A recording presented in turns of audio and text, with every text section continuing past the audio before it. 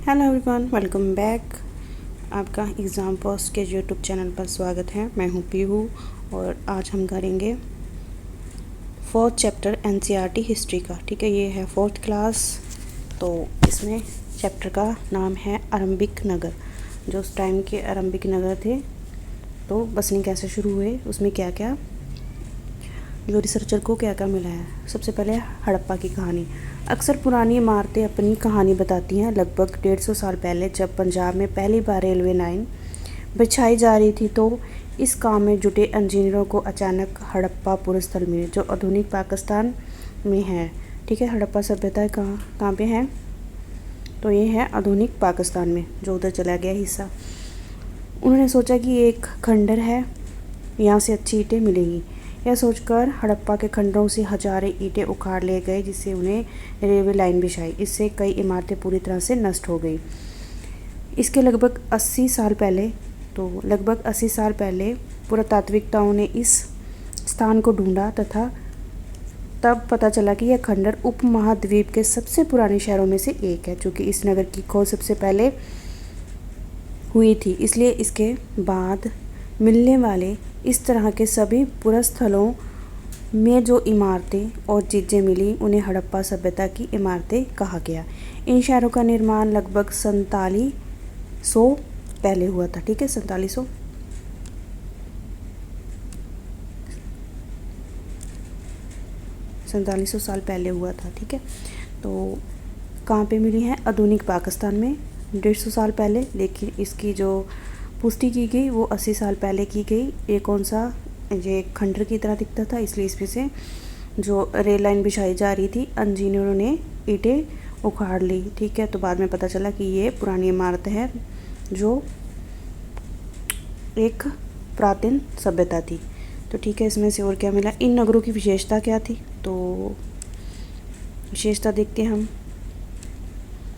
इन नगरों में से दो से ज़्यादा हिस्सों में विभाजन किया गया था। जो हड़प्पा सभ्यता थी उनके नगरों का विभाजन 2 हिस्सों में किया गया था। ठीक है, ये भी याद रखना है आपको। जो पहला था, पश्चिमी भाग छोटा था लेकिन ऊंचाई पर बनाया गया था। पूर्वी हिस्सा बड़ा था लेकिन यह निचले इलाके में आता था। जो पूर्वी हिस्सा था वो बड़ा था लेकिन ये निचले इलाके में आता था।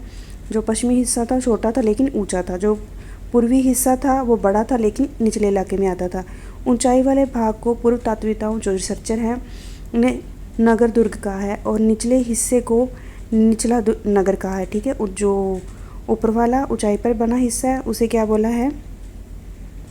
नगर दुर्ग। और निचले हिस्से को क्या बोला है?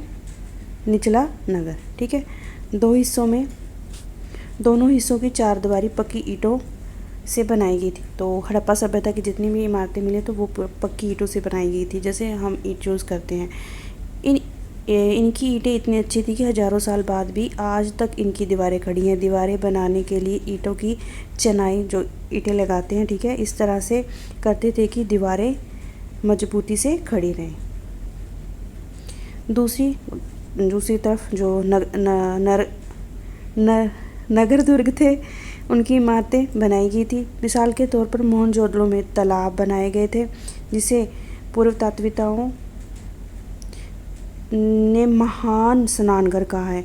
जो तालाब बना हुआ था उसमें लोग स्नान करते थे। इन तालाबों को बनाने में ईंट और प्लास्टर का इस्तेमाल किया गया है। ठीक है, ये पूछ सकते हैं ईंट किससे बनी थी? ईंट और जो तालाब थे किससे बने थे? ईंट और प्लास्टर से। ठीक है, से बने गए थे। इसमें पानी का रिसाव को रोकने के लिए प्लास्टर के ऊपर चारकोल की परत चढ़ाई गई थी। किसकी? प्लास्टर के ऊपर चारकोल की परत भी चढ़ाई गई थी ताकि रिसाव ना हो पानी का। तो इस सरोवर के दोनों तरफ से उतरने के लिए सीढ़ियाँ बनाई गई थी। चारों और कमरे बनाए गए थे। इसमें पानी के लिए कुएँ, ठीक है, पानी के जो उसमें से पानी निकाला जाता था उसके लिए क्या कुएँ भी बनाए गए थे। उपयोग के बाद इसे खाली कर दिया जाता था।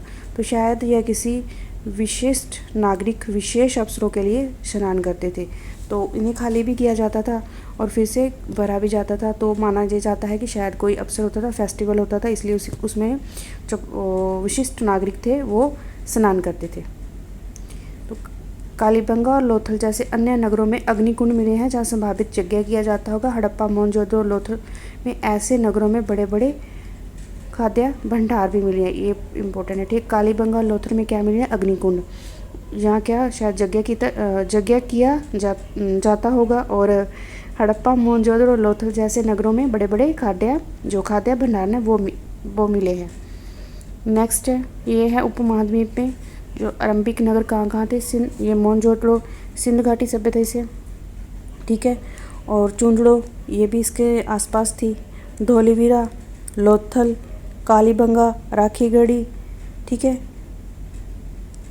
गोरेवाला, ठीक है, गोवेरलिया, ठीक है। ये नदियाँ आ गई, झेलम, जिनाब, रावी, हड़प्पा सभ्यता, ठीक है, जो अब आधुनिक पाकिस्तान में चली गई है। तो ये नदियों के किनारे बसे हुए थे ताकि पानी की सप्लाई अच्छे से हो सके। ये है महान स्नानघर। अब देखिए, ये है स्नानघर। इसमें से इधर से भी पौड़ियाँ हैं, इधर भी पौड़ियाँ हैं, यहाँ कमरे बनाए हुए हैं, ठीक है। ये कमरे थे, अब तो नहीं रहे। तो देखिए, अब इतने साल बाद भी ये ऐसे कितना अच्छा खड़ा ये कुआं है, ठीक है, कितने अच्छे ढंग से बनाया गया था, अब तक वैसे ही है। तो नेक्स्ट है भवन, नाले और सड़कें। ये हड़प्पा नगरों की ईंटें की चिनाई है। देखो कितने अच्छे तरीके से की गई है। तब कोई मशीन, कोई मेजरमेंट, कोई ऐसा वैसा काम नहीं था। देखो कितने अच्छे से ईंटें की चिनाई की गई है। इन घरों में आमतौर पर एक या दो मंजिली होती थी, ठीक है। तब भी फ्लोर होते थे, फर्स्ट फ्लोर, सेकंड फ्लोर, ठीक है। घर के आंगन के चारों ओर कमरे बनाए जाते थे। अधिकांश घरों में एक अलग स्नानघर होता था और कुछ घरों में कुएं भी होते थे। चारों तरफ कमरे और बीच में आंगन, ठीक है। कई नगरों में ढके हुए नाले थे। इन्हें सावधानी से सीधी लाइन में बनाया गया था। हर नाली में हल्की ढलान होती थी ताकि पानी आसानी से बह सके। अक्सर घरों की नालियों को सड़कों की नालियों से जोड़ दिया जाता था, जो बाद में बड़े नाले में मिल जाती थी। नालों के ढके होने के कारण इसमें जगह जगह पर मेन होल थे, जिसके जरिए इसकी देखभाल, सफाई की जा सके। घर, नाले और सड़कों का निर्माण पूर्ण योजना तरीके से किया गया था। तो वहाँ नालियाँ भी थी, नालियों के ऊपर से ढक दिया गया था और जगह जगह पर उसे साफ़ सफाई के लिए मेन होल भी रखे गए थे ताकि उनकी साफ़ सफाई हो सके। ये देखो, ये नाली है और ये ढकी हुई हैं।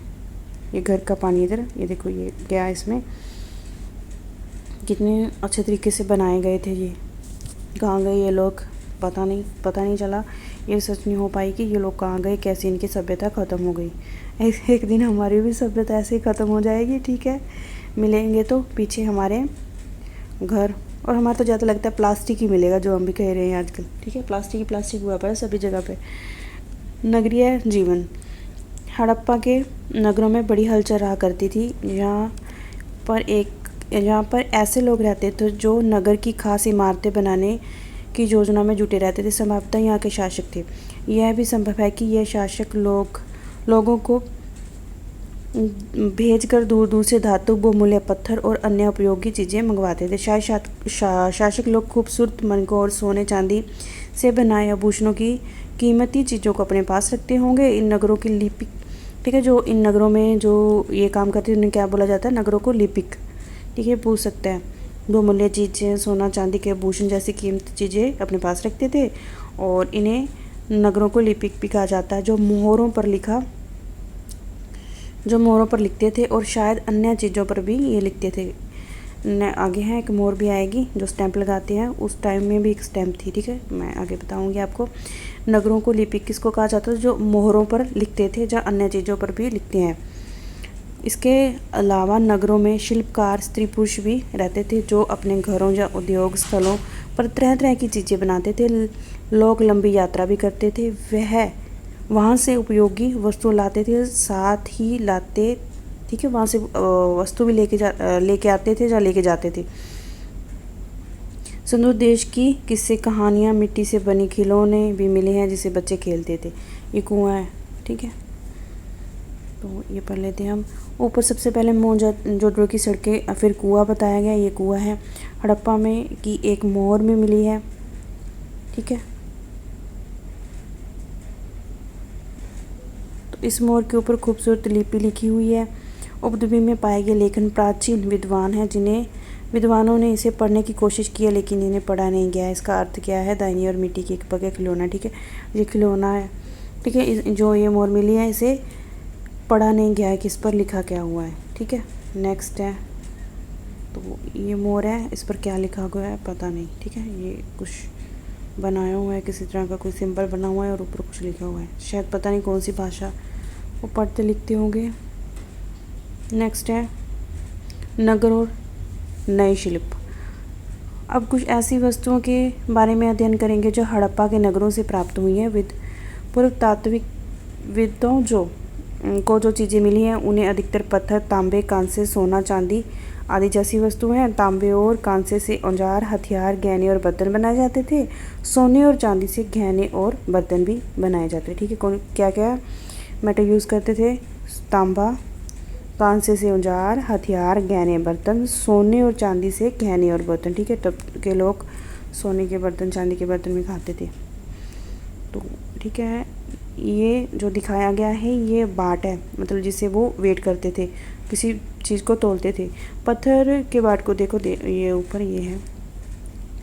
कितने ध्यान से और उपयुक्त तरीके से इन बाटों को बनाया गया है। इसे जो चरकोने आयतक वो पत्थर होता है ना, चारों तरफ से कितने अच्छे से बनाया गया है। और इन्हें शायद बहुमूल्य पत्थरों और धातुओं को तोलने के लिए बनाया गया होगा। और मध्य में मनके हैं, ठीक है। ये मनके हैं, यो कार्नेलिया पत्थर से बने हैं, ठीक है। ये कार्नेलिया पत्थर से बने हैं। पत्थरों को काटकर तराश कर मनके बनाए गए, उस बीच में छेद रखा गया ताकि इसे धागे में परोया जा सके। देखो ये कितने अच्छे मनके हैं, इन्हें धागे में परोया गया होगा, कितने अच्छे मोती हैं, ठीक है। शायद पता नहीं कितने मूल्यवान होंगे उस टाइम में। दाहिनी ओर धारदार फलक है और ये है। और इसके बाद में बात करते हैं। हड़प्पा सभ्यता के लोग पत्थर की मोर बनाते थे। इनका आयताकार मोरे हैं जो जानवरों के चित्र मिलते हैं। हड़प्पा सभ्यता के लोग काले रंग के डिज़ाइन किए हुए खूबसूरत लाल मिट्टी के बर्तन भी मिले हैं। अब बात करते हैं इस स्टैचू की। दाहिनी ओर कढ़ाईदार वस्त्र, एक महत्वपूर्ण व्यक्ति की पत्थर की मूर्ति मोहनजोदड़ो से मिली है। इसने उसे कढ़ाईदार वस्त्र पहने दिखाया गया है, ठीक है। इन्होंने तो बोला है कि ये वस्त्र जैसे डमी नहीं शोरूम के बाहर लगा के रखते हैं, उन पे वो डिज़ाइनर कपड़े दिखाते हैं कि हमारे ऐसे डिज़ाइन कपड़े मिलते हैं, शॉप के बाहर रखी होती हैं, शोरूम के बाहर रखी होती हैं। लेकिन मैंने कई दूसरे सोर्स से पढ़ा है कि ये किसी टाइम जो वहाँ के या तो वो राजा महाराजा रहे होंगे या फिर उनके कोई बड़े ओहदे के ओहदेदार होंगे जिनकी ये मूर्ति बनाई गई है, ठीक है। तो देखिए ये मूर्ति चाहे किसी भी पर्पज़ से बनाई गई हो, लेकिन देखिए इनकी आंखें बड़ी थी, नाक थोड़ा ऊपर को था, मुंह देखिए, ये इनकी दाढ़ी भी रखते थे, ठीक है। ऊपर से ऐसे कुछ बांधा भी हुआ है। लेकिन आजकल के इंसान से जो बड़े थे, थोड़े हट्टे कट्टे भी थे, ठीक है, शक्तिशाली से लग रहे हैं।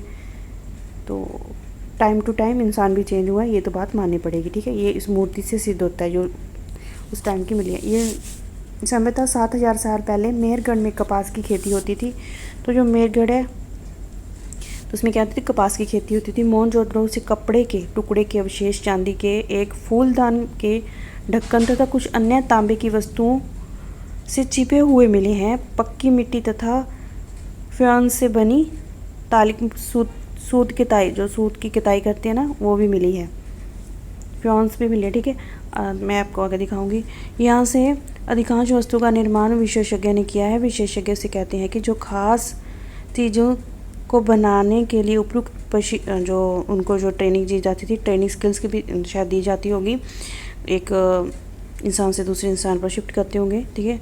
पत्थर तराशना, मनके चमकाना, फिर मोर और पिचकारी करना, ठीक है, उस पर चित्रकारी करना। तो ये मोर दिखाई है मैंने, आकर्षक ढंग से बनाया गया। इसमें उसकी दाढ़ी को कितनी अच्छी तरह से दर्शाया गया, किसी भी विशेष मूर्तिकार का ही काम लगता है। अब देखो इसमें से इसे जो स्टैचू मिला है, देखो इसकी दाढ़ी कितनी अच्छे से बनाई गई है। ये देखो, ये वाला पार्ट देखो, इस दाढ़ी कितनी अच्छे तरीके से बनाई गई है। और ये फूल देखो, डिज़ाइन, बाल भी बनाई गई है।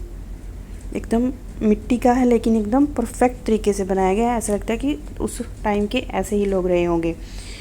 हर व्यक्ति विशेषज्ञ नहीं हो सकता। इसे यह पता नहीं लगाया जा सकता कि क्या सिर्फ पुरुष ही ऐसे काम में प्रशिक्षित थे तो या फिर महिला, ऐसा शायद महिला और पुरुष दोनों मिलकर किया होगा।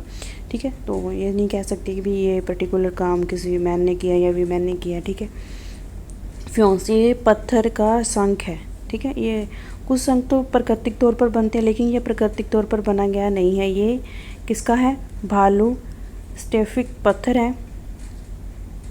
स्टेफिक पत्थर है, चूने को गोंद, जो चूना होता है उसे गोंद, उसको गोंद में मिलाकर उससे वस्तु बनाई जाती है।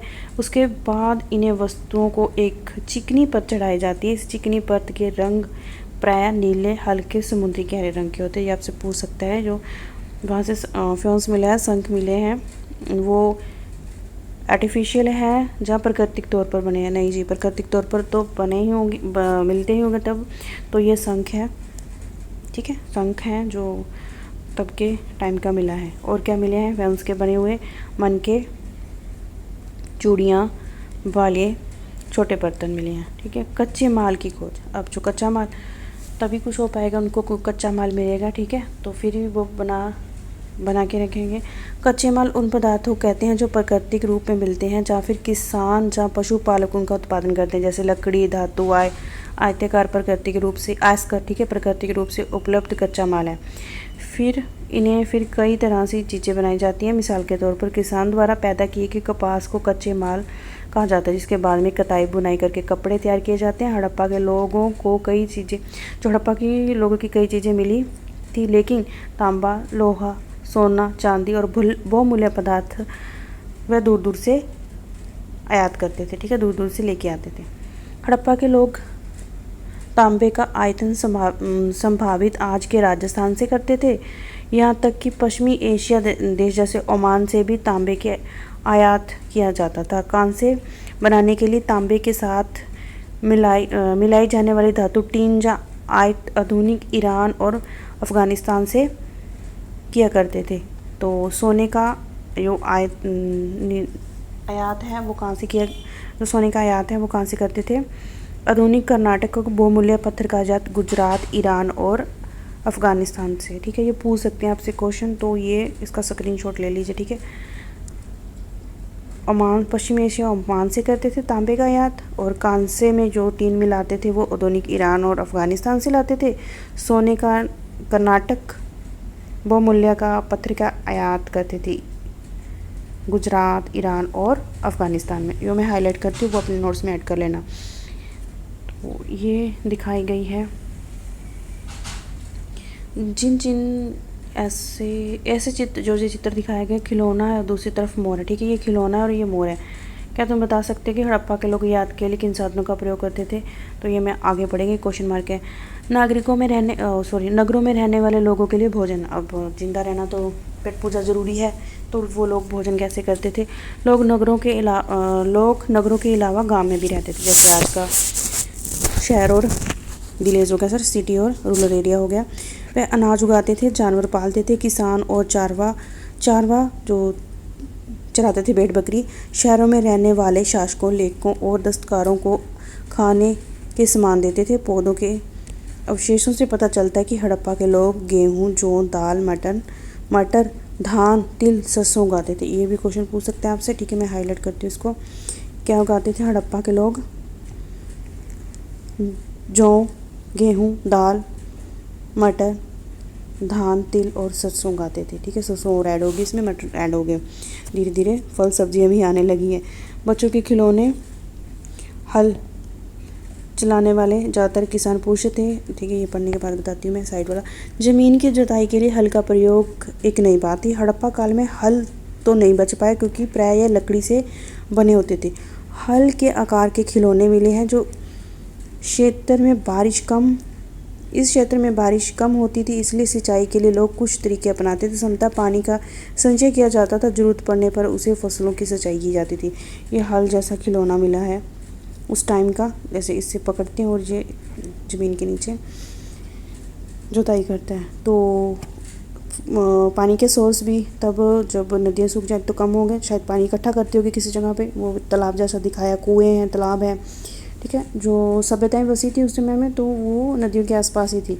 हड़प्पा के लोग गाय, भैंस, बकरी पालते थे। बस्तियों के आसपास तालाब, चारगाह चरवाहा होते थे, लेकिन सूखे महीनों में वह झुंडों को, जो वो झुंड होते थे, चाहे वो बकरियों के हों, भेड़ों के हों, किसी के भी हों, ठीक है, चारा पानी की तलाश में दूर दूर तक जाया करते थे। तो अब कुछ वे मिले हैं जो बेर जैसे फलों को इकट्ठा करते थे, मछली पकड़ते थे, हिरन जैसे जानवरों का भी शिकार करते थे, ठीक है। गुजरात में हड़प्पा कालीन नगरों का सूक्ष्म निरीक्षण, तो जब तो हमारी इंडिया साइड अब है गुजरात, तो उसमें कच्छ के इलाकों में खदीर बेत ये नाम है एक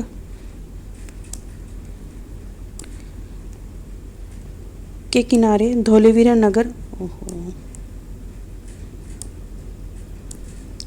धोलेवीरा नगर बसा था। यहाँ साफ पानी मिलता था और ज़मीन उपजाऊ थी।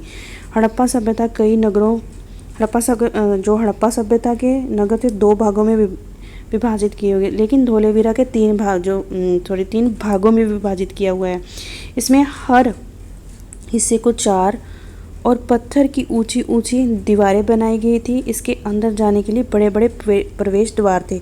इस नगर में एक खुला मैदान भी था जहाँ सार्वजनिक कार्यक्रम का आयोजन किया जाता होगा। यहाँ मिले कुछ अवशेषों से हड़प्पा लिपि के बड़े बड़े अक्षरों को पत्थर पर खुदा पाया गया, ठीक है। तो बड़े बड़े पत्थर उस पर कुछ खुदवाया गया है। इन अभिलेखों को स्वयं लकड़ी में जड़ा गया था। यह एक अनोखे अवशेष हैं क्योंकि आमतौर पर हड़प्पा में मोर जैसी छोटी वस्तु ही पाई गई हैं। बड़े बड़े पत्थरों पर अभिलेख लिखाए हुए हैं, ठीक है, किससे, उसमें लकड़ी डाल के, ठीक है, डाल के। तो नेक्स्ट है गुजरात की खंभात, जो ये नाम है खंभात की खाड़ी। गुजरात की खंभात की खाड़ी में मिलने वाले साबरमती की एक उपनदी के किनारे बंसल लोथल, ठीक है, जो बंसल लोथल है ना, जो लोथल कहाँ बसा हुआ है, साबरमती की एक उपनदी है, बंसल लोथल के नगर जैसे स्थान में बसा हुआ है, ठीक है। कहाँ बसा हुआ है, लोथल नगर ऐसे स्थान पर बसा हुआ है जहाँ कीमती पत्थर जैसे कच्चे माल आसानी से मिल जाता था, जहाँ पत्थर, शंख, धातुओं से बनाई गई चीज़ें एक महत्वपूर्ण केंद्र था। इस नगर में एक भंडार ग्रहण भी था, जिस भंडार ग्रहण में मोहरे और मुद्रांकन और मोहर बंदी गीली मिट्टी पर दबाव से बनी उसकी शामिल है, ठीक है। जो मोहर थी उसके ऊपर जब गीली मिट्टी पर जब वो मोहर लगी, उसके निशान वह मिल गए, वो भी रिसर्चर को मिले हैं, ठीक है। ये लोथल की बंदरगाह है, जहाँ बड़े तालाब, लोथल का बंदरगाह रहा होगा जहाँ समुद्र के रास्ते आने वाली नाव रुकती थी, समता जहाँ पर माल चढ़ाया और उतारा जाता था, ये है, ठीक है, इसे बंदरगाह जहाँ पे सामान चढ़ाते थे और उतारते थे। यहाँ पर एक इमारत मिली जहाँ संभवतः मनके बनाने का काम होता था। पत्थर से जुड़े टुकड़े, अध बने मनके बनाने वाले उपकरण, तैयार मनके भी यहाँ मिले हैं। इसलिए तो हम कह सकते हैं कि ये एक स्टोरेज था जहाँ पे हम लोग मनके बनाते थे और दूर दराज के इलाकों में भेजते थे। ये मुंद्रा मोहर जैसे मुद्रांकन का और मुंदरबंदी, ये क्या था, ये मोहर है, ठीक है। इसका प्रयोग कैसे करते थे, मोहर का प्रयोग सामान से भरे डिब्बों या थैलों को चिन्हित करने के लिए करते थे, जिन्हें एक जगह से दूसरी जगह पर भेजा जाता था। थैलों को बंद करने के बाद मोहरों पर गीली मिट्टी पोत कर उन पर मोहर लगाई जाती थी। मोहर की शाप की मोहरबंदी कहते हैं। अगर शाप टूटी हुई नहीं हुई तो यह साबित होता है कि सामान के साथ छेड़छाड़ नहीं की गई। तो कोई भी सामान एक जगह से दूसरी जगह पर ले जाया जाता है तो उसे कोई छेड़छाड़ ना करे। इस मोहर को गीली मिट्टी पर लगा के इस मोहर को लगा दिया जाता था सामान के ऊपर। सामान के साथ छेड़छाड़ हुई तो ये मोहर निकल जाती थी, तो साबित हो जाता था कि सामान के साथ छेड़छाड़ की है। कितने होशियार लोग थे तब के भी, है ना। तो इसका मोहर का प्रयोग इसलिए किया जाता है, उसे मोहरबंदी। इस पूरी प्रक्रिया को क्या बोला जाता है, मोहरबंदी। सभ्यता के अंत के रहस्य। लगभग 3900 साल पहले एक बड़े बदलाव देखने को मिला। अचानक लोग इन नगरों को छोड़कर चले गए। लेखन, मोहर, बांट का प्रयोग बंद हो गया। दूर दूर से कच्चा माल आयात काफ़ी कम हो गया। मोहनजोदड़ो में सड़कों पर कचरे के ढेर बनने लगे। जल निकास प्रणाली नष्ट हो गई और सड़कों पर झुग्गीनुमा घर बनाए जाने लगे। ये सब क्या हुआ कुछ पता नहीं, लेकिन कुछ विद्वानों का मानना है कि नदियाँ सूख गई अन्य का ये कहना है कि जंगल का विनाश हो गया, यही कारण हो सकता है कि ईंटें पकाने के लिए ईंधन की जरूरत पड़ी। इसके अलावा मवेशियों के बड़े बड़े झुंड से चारगाह और घास वाले मैदान समाप्त हो गए। कुछ इलाकों में बाढ़ आ गई, लेकिन इन कारणों से स्पष्ट नहीं हो पाता कि सभी नगरों का अंत ऐसे हुआ होगा, क्योंकि बाढ़ और नदियाँ सूखने का असर कुछ इलाकों में हुआ होगा। ऐसा पता चलता है कि शासकों का नियंत्रण समाप्त हो गया। जो भी कुछ हुआ, परिवर्तन का असर बिल्कुल साफ दिखाई देता है। आधुनिक पाकिस्तान के सिंध और पंजाब की बस्तियां उजड़ गई थी। लोग पूर्व और दक्षिण के इलाकों में नई और छोटी बस्तियां का जाकर नगर बसाने लगे। इससे लगभग 14,000 साल पहले नए नगरों का विकास हुआ। इसके बारे में अध्ययन 9 से आगे बढ़े। अन्य अंतर, तो इसमें नील नदी के आसपास वाले इलाकों को छोड़कर मिस्र का अधिकांश भाग रेगिस्तान है। लगभग 5,000 साल पहले मिस्र के शासन करने वाले राजाओं ने सोने, चांदी, हाथदंत, लकड़ी और हीरे जवाहरात लाने के लिए सेना दूर दूर तक भेजी, जिन्हें बड़े बड़े मकबरे बनाए गए। उसे पिरामिड का नाम दिया जाता है। तो ये पिरामिड है, कहाँ पे मिले हैं? मिस्र में। तो ये बड़े बड़े पिरामिड है, इसमें से टनों के हिसाब से पत्थर लगाए हुए, बहुत भारी पत्थर है। तो आप सोच के देखिए, मैं आपको जूम करके दिखाती हूँ। आप सोच के देखिए, इसका एक पत्थर जो अब ये धुंधला सा हो गया, ठीक है, ब्लर सा दिख रहा है, लेकिन इसका ये एक पत्थर है वो बहुत बड़ा है, आकार में क्या है, बहुत बड़ा है, ठीक है। तो उसे उस टाइम में लाया गया होगा, इस पर रखा भी गया होगा, ठीक है। तो सोचिए इंसानों ने कैसे ये काम किया होगा। बहुत मुश्किल है, भारी भरकम काम था, लेकिन ये पिरामिड बनाए गए हैं। तो देखिए उस टाइम के इंसानों ने कितनी अच्छे से, कितने साफ़ सुथरे तरीके से, देखिए पत्थर तो ले आए, रख भी दिए, लेकिन इसकी शेप देखिए, एकदम सीधे किनारे हैं इसके, ठीक है। ये तो मौसम और पर्यावरण के कारण ये ऐसा हो गया, ठीक है, वेदर का इफेक्ट पड़ा इस पर, लेकिन ये बहुत अच्छे तरीके से बनाया गया। ये किस लिए बनाए गए थे? तो राजाओं के मरने, उनके शवों को कहीं इन्हीं पिरामिड में दफनाकर सुरक्षित रखा जाता था। इन शवों को मम्मीज़ कहा जाता है, ठीक है। इन शवों को क्या बोला जाता है? मम्मी। इन शवों के साथ और भी अनेक चीज़ें दफनाई जाती है, जैसे खाद्य, पेय, बस्तर, गहने, बर्तन, वाद्य यंत्र, हथियार और जानवर शामिल थे। कभी कभी इनकी सेविकाओं को भी दफना दिया जाता था। दुनिया के इतिहास में शवों को दफनाने की परंपरा को देखते हुए मिस्र में सबसे पहले धन दौलत खर्च की जाती थी। सबसे ज़्यादा धन दौलत कहाँ खर्च की जाती थी? मिस्र में, शवों को दफनाने के लिए। आपने शायद वीडियोस देखी हैं या नहीं देखी, तो मैं आपको बताती हूँ। मैंने एक बार वीडियो देखी थी, उसमें बताया गया था यहाँ बहुत सारे ताबूत मिले हैं, जिसमें इसकी मम्मी भी मिली है। इसमें साथ बहुत सारा सोना, एक पूरा फुल कमरे में सोना रखा हुआ था, गोल्ड था। एक सिंहासन था, कुछ उसमें संदूकें थी, कुछ उसके खाने पीने का सामान था, सब गोल्ड की थी, ठीक है। इतना पैसा लगा दिया जाता था। तो नगर, दुर्ग, शासक, लिपि, मोर, शिल्प, धातु, विशेषज्ञ, कच्चा माल और ये सब उपयोग सामग्री मिली है। आज के लिए इतना ही, ठीक है। ये इम्पोर्टेंट है। मेहरगढ़ में कपास, ये इम्पोर्टेंट है, लिख लीजिएगा। मेहरगढ़ में कपास की खेती लगभग 7,000 साल पहले। नगरों का आरंभ लगभग 4700 पहले। और हड़प्पा के नगरों का अंत, शुरुआत लगभग कब हुई? जब हड़प्पा के नगरों का अंत शुरू हुआ तो 3900 साल पहले। अन्य नगरों का विकास कब हुआ? 2500 साल पहले। देखिए नगर बने, कितने अच्छे से बनाए गए होंगे, कितने लोग रहे होंगे, और फिर सब ख़त्म हो गया। और ख़त्म होने का कारण भी पता नहीं चला। एक दिन हम भी ऐसे चले जाएंगे, पीछे क्या बच जाएगा? ये बस्तियाँ, ये सब रहना सहना, और कोई ये नहीं बता पाएगा कि हमने क्या किया, हमने क्या पढ़ा, क्या लिखा। आज तक हम उनकी लिपि भी पढ़ नहीं पाए हैं कि उन्होंने क्या लिखा, उनकी लैंग्वेज हमें समझ नहीं आती। तो कैसी लगी आपको क्लास, आप कमेंट करके ज़रूर बताइएगा। Like, share and subscribe. Thank you everyone, this is Piyush signing off. Take care.